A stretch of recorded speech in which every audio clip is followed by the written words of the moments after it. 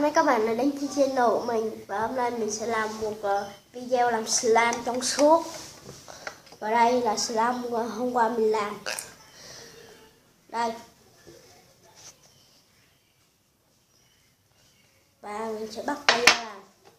Trước tiên mình phải cần hồ, nước muối và nước. Các bạn thích màu thì màu. Bây giờ mình đổ hồ vô.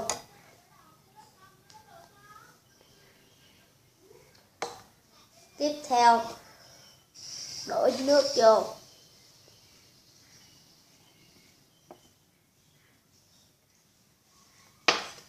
Và đó nữa, sẽ cho nước muối dần dần.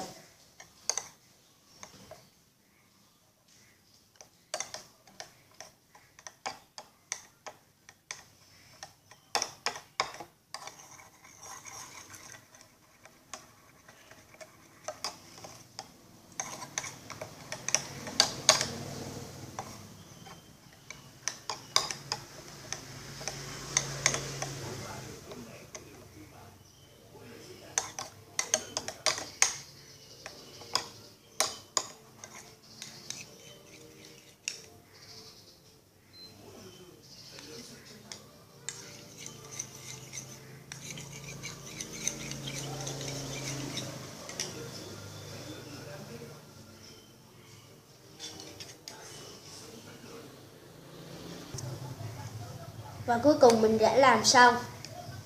Mình đã khuấy xong.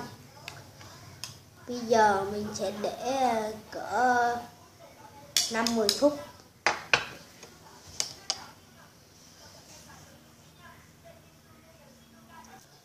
Mười phút đã trôi qua.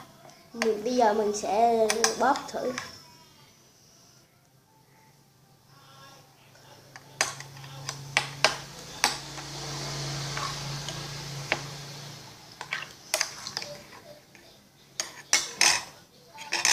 Và đây.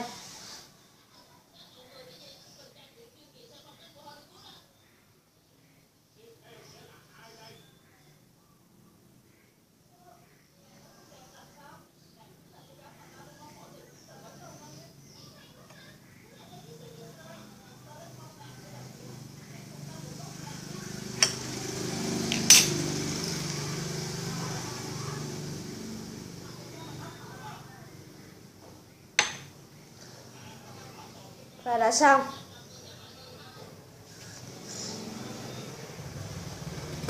Bây giờ mình sẽ kết thúc video. Xin chào các bạn. Xin các bạn hãy đăng ký kênh.